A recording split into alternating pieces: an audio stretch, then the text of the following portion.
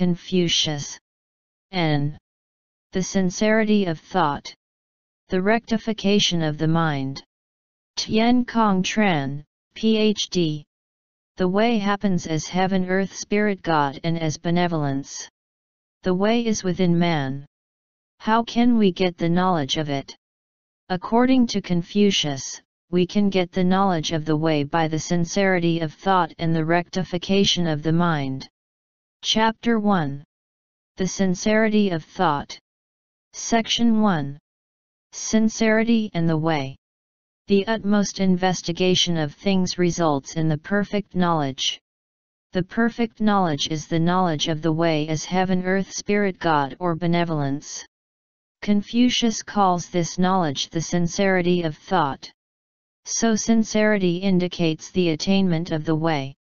Sincere thought is thought of the way. Because the way is in a man's heart and he, even though valuing it, insincerely follows desires, when he becomes sincere, he will attain to the way. We find in the 4 books numerous statements talking about the sincerity of thought turning around that meaning of the way. 1. The doctrine of the mean says, sincerity is the way of heaven, the attainment of sincerity is the way of man. In fact, the way of heaven and the way of man are one.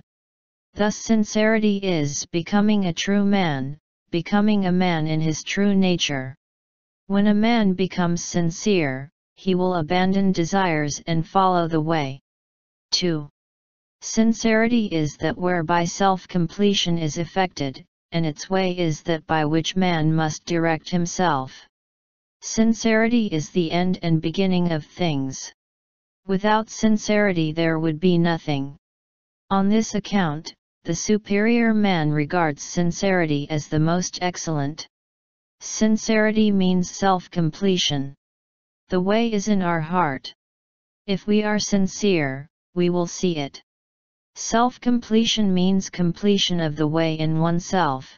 Completion of the way in oneself is letting all things appear in their nature. Therefore, it can be said, sincerity is the end and beginning of things. Without sincerity or the way, things are unable to appear in their true nature. Therefore, it can be said, without sincerity there would be nothing. Thing is understood as bridge, not as material or wood. Without sincerity or the way, there is no bridge, but there is wood. Regarding human beings, the importance of sincerity is clear. With sincerity, a man can as a precious guest, without sincerity a man can appear as a laboring animal. 3. It is only he who is possessed of the most complete sincerity that can exist under heaven, who can give its full development to his nature. Able to give its full development to his own nature, he can do the same to the nature of other men. Able to give its full development to the nature of other men, he can give their full development to the nature of things. Able to give its full development to the nature of things, he can assist the transforming and nourishing of heaven and earth. Able to assist the transforming and nourishing of heaven and earth, he may with heaven and earth form a trinity. Sincerity is the gateway to the nature of oneself, to the nature of men, to the nature of things, or to heaven-earth.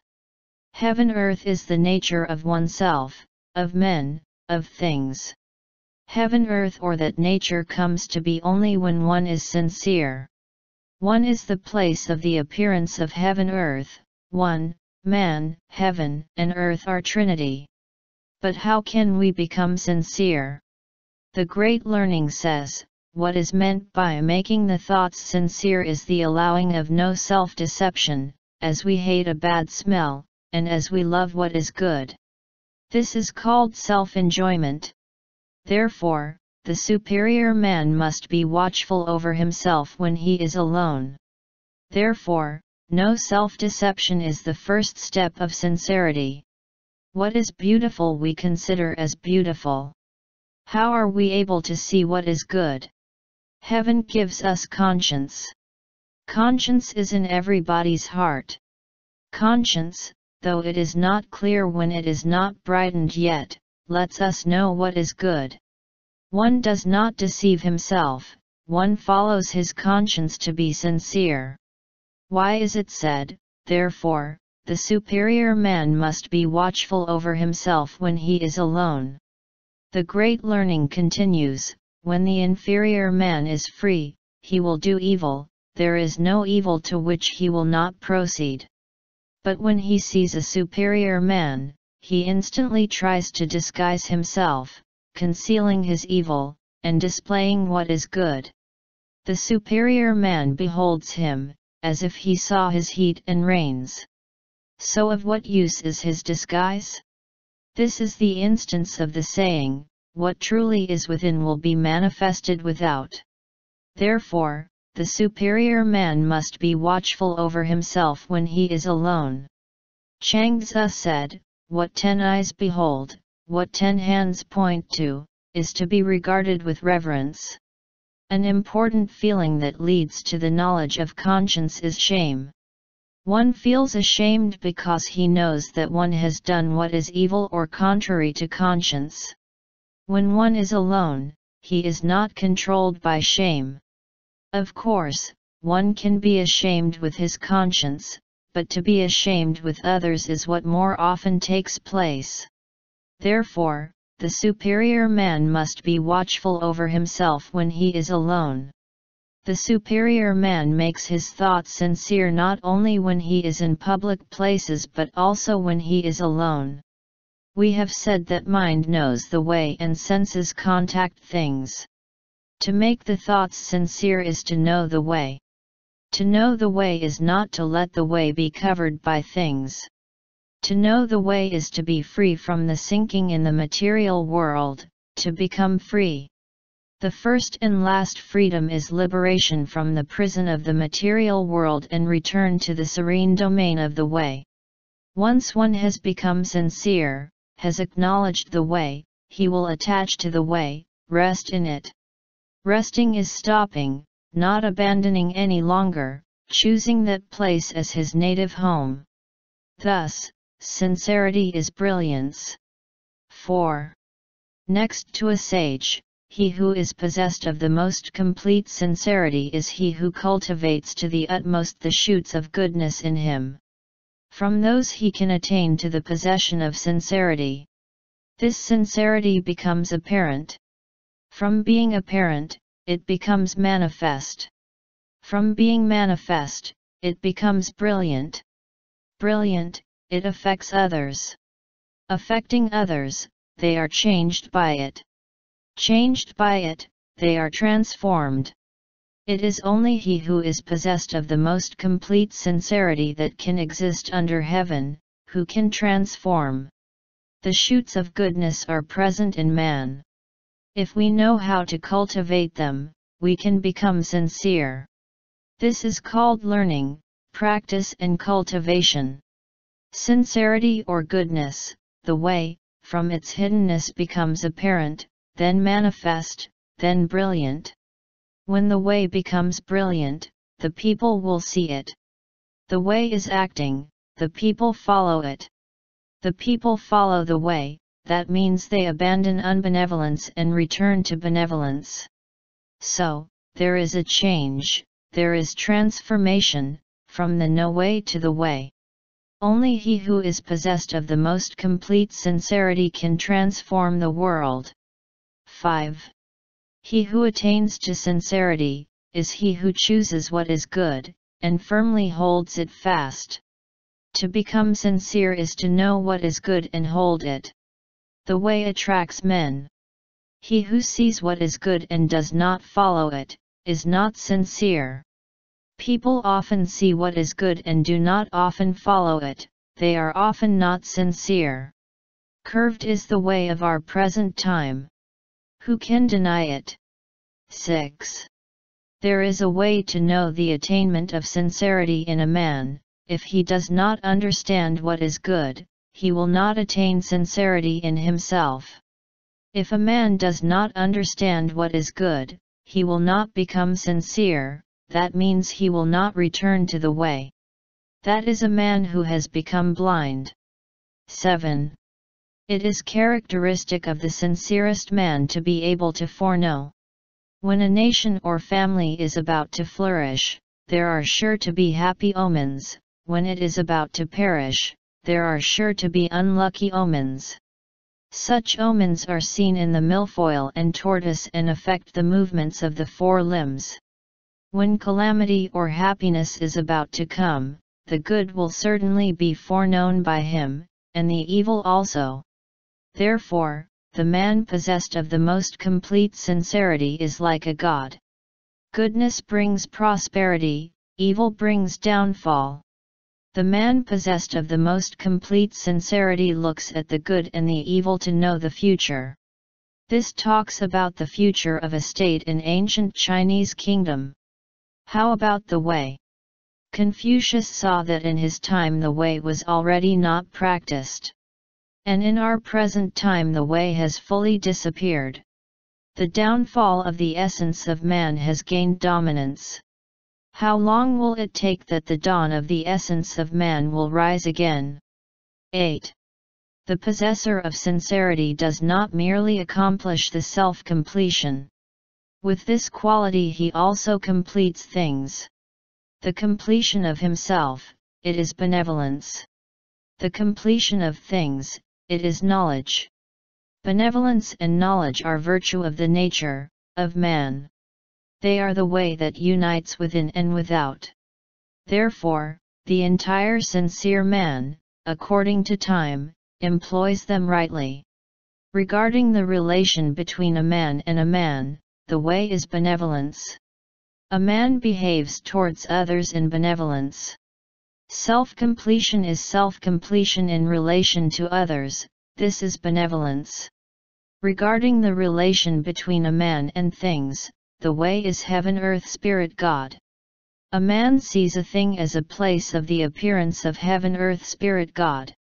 Knowledge is seeing the way as heaven, earth, spirit, God. The completion of things is self-completion in relation to things, this is knowledge. Indeed, benevolence is founded on heaven, earth, spirit, God. Therefore, the nature of man is benevolence and knowledge. Virtue of the nature indicates the realization of the nature, virtue is the way realized in a man. The way within and without is one. People tend to think that the way is the way of a thing and in a thing, it does not relate to man and isolated from man. In fact, Confucius does not seek that kind of way. That kind of way does not appear to Confucius, and he does not seek it. Confucius does not speak of what he does not see and does not know. He speaks only on what he sees and knows. The way that appears to man every moment is what Confucius sees and knows. The way is the way of a man as well as of a thing. The way appears different every moment, every time, as benevolence and knowledge in their different levels and aspects. 9. Hence to utmost sincerity there belongs ceaselessness. Not ceasing, it continues long. Continuing long, it manifests itself. Manifesting itself, it reaches far. Reaching far, it becomes large and substantial. Large and substantial, it becomes high and bright. The sincerest one, the enlightened one, ceaselessly transforms other men, brings them from darkness into brightness, from the ocean of suffering into nirvana, from hell to paradise. 10. It is only the man possessed of the most entire sincerity that can exist under heaven, who can adjust the great and variable relations of mankind, establish the great fundamental virtues of humanity, and know the transforming and nurturing operations of heaven and earth. Shall this man have any being beyond himself on whom he depends? Call him man in his ideal, how earnest is he? Call him an abyss, how deep is he? Call him heaven, how vast is he? Who can know him, but he who is indeed quick in apprehension, clear in discernment, of far-reaching intelligence, and all-embracing knowledge, possessing all heavenly virtues. Heaven and earth are images of the way. Heaven-earth or the way adjusts the great invariable relations of mankind, king-official, father-son, husband-wife, brother-brother, friend-friend, and establishes the great fundamental virtues of humanity, benevolence, righteousness, propriety, knowledge, faithfulness. Heaven and earth, if they are understood as the sky and the earth, do not adjust and nourish 5 relations and 5 virtues. 11. Riches adorn a house, and virtue adorns the person. The mind is expanded, and the body is at ease. Therefore, the superior man must make his thoughts sincere. To make one's thoughts sincere is to adorn oneself. Why do people not know about adorning themselves? 12. All things are already complete in us. There is no greater delight than to be conscious of sincerity on self-examination. That a thing appears as a thing is due to the way. And the way comes to be in us. We are unable to create material. But we can create things by bringing the way into material. When we bring the way into material, this world ceases to be an ocean of suffering, but it is a place of a greater delight than anywhere else. It is nirvana or paradise. Section 2. How does one know that one is sincere? Mencius proposes a method to know whether one is sincere or not. There is a way to the attainment of sincerity in oneself. If a man does not understand what is good, he does not attain sincerity in himself. Therefore, sincerity is the way of heaven. To think how to be sincere is the way of man.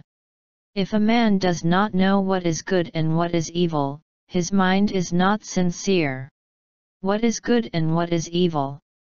Good is to make a man be a man and evil is to make a man not be a man.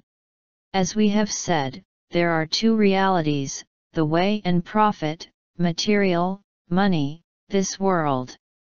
Not to know that the way is, the source of, the good and profit is, the source of, the evil is not to know the distinction between the good and the evil. Today how many people know that distinction? Today how many people have a sincere heart? The principle of sincerity, to abandon the shore of material and return to the shore of the way. So he who attaches to material and claims that he is sincere, lives in ignorance. Chapter 2. The rectification of the mind. When the thought is sincere, the mind is rectified. Zhengzi interprets that the mind is rectified when it is calm, still. The mind is calm when it is not agitated by feelings as hate, fear, rapture, sorrow. When the mind is not calm, we look and do not see, we hear and do not understand, we eat and we do not know the taste. In other words, when the mind is rectified, we see, understand, and know. What do we see, hear, and know? Also, according to Zhengzi, men are partial where they feel affection and love, where they despise and dislike, where they stand in awe and reverence, where they feel sorrow and compassion, where they are arrogant and rude. Therefore, few men know the bad qualities of those they love and the excellences of those they hate. Therefore, the mind is not calm, or it is partial when it is controlled by sensation or desire. Mencius said, "The hungry think any food sweet, and the thirsty think the same of any drink, and thus they do not get the right taste of what they eat and drink." Hunger and thirst, in fact, injure their palate. And is it only the mouth and the belly that are injured by hunger and thirst? Men's minds are also injured by them. If a man can prevent the evils of hunger and thirst from being any evils to his mind, he need not have any sorrow about not being equal to other men. Because desires make the mind partial, the best way is to restrain desires. Mencius said, To nourish the mind there is nothing better than to make the desires few. Here is a man whose desires are few. In some things he may not be able to keep his heart, but they will be few. Here is a man whose desires are many. In some things he may be able to keep his heart, but they will be few. How can we restrain desires? Desires are feelings that draw men to the material world. To restrain desires is not to attach to the material world. How are we able to not attach to the material world? It is when we see the way, it is when we know that beyond the material world there is the way, and it is when we realize that the way constitutes the essence of man. And in daily life the way is benevolence. To restrain desires is to return to the way. The mind is concealed by desires. To restrain desires is to seek the lost mind. Mencius said, "Benevolence is man's mind, and righteousness is man's path." How lamentable is it to neglect the path and not pursue it, to lose this mind and not to know to seek it again. When men's fowls and dogs are lost, they know to seek for them again, but they lose their mind, and do not seek for it. The great end of learning is nothing else but to seek for the lost mind. Many people know to take care of their bodies but forget their minds. Mencius said, "Here is a man whose fourth finger is bent and cannot be stretched out. It is not painful, nor does it incommode his business, and yet if there be anyone who can make it straight, he will not think the way from chin, state, to chew, state, far to go to him, because his finger is not like the finger of other people." When a man's finger is not like those of other people, he knows to feels dissatisfied, but if his mind is not like that of other people, he does not know to feel dissatisfaction. That is called ignorance of the relative importance of things. The road to the rectified mind is a difficult one. It is easy to speak of, but difficult to do. Man is born with desire.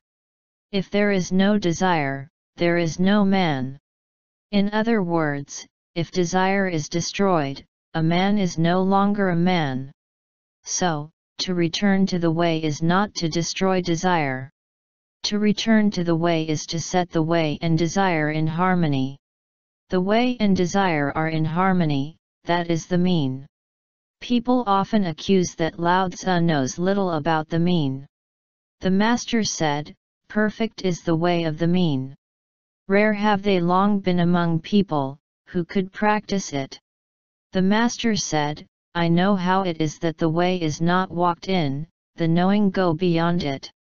And the stupid do not come up to it. I know how it is that the way is not understood, the talented and virtuous go beyond it, and the ordinary do not come up to it. The knowing or the sage like Lao Tzu go beyond it, they follow the way and abandon things, the stupid and the ordinary do not come up to it, they attach to material and forget the way. The mean is the path of harmony between the way and things.